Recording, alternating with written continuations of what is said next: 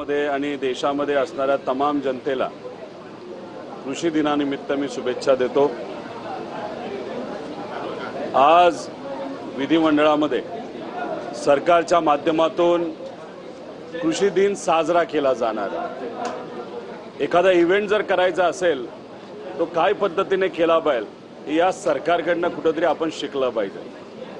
आज कृषी दिनानिमित्त तुम्ही इव्हेंट करणार आहात, कार्यक्रम करणार आहात, पण हे जे गजनी सरकार आहे म्हणजे विसरबोळा कारभार, गजनी सरकार विसरबोळा कारभार अशी यांची परिस्थिती आहे। तुम्हाला सर्वांना माहित असेल इलेक्शनच्या काळामध्ये फार घसा कोरडा होऊस तर सरकारमध्ये असणाऱ्या सर्व नेत्यांनी जाहीर केलं होतं की आम्ही 7-12 कोरा कोरा कोरा करू, पण ती फक्त घोषणाच राहिली, त्याच्यावर काय झालेलं आपण सगळ्यांनी बघितलेलं नाही।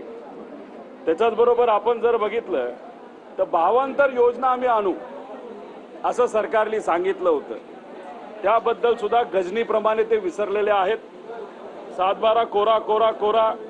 त्याच्याच बरोबर आपण जर बघितलं तर सन्मान निधी 3000 वाढ करू, म्हणजे मोदी साहेबांच्या उपस्थितीमध्ये मुख्यमंत्री झाल्यानंतर आत्ताचे मुख्यमंत्री जेव्हा बिहारला गेले होते, मुख्यमंत्री साहेबांसमोर त्यांनी सांगितलं होतं की महाराष्ट्रामध्ये आम्ही मोठी वाढ ही तिथं सन्मान निधीमध्ये करणार आहोत।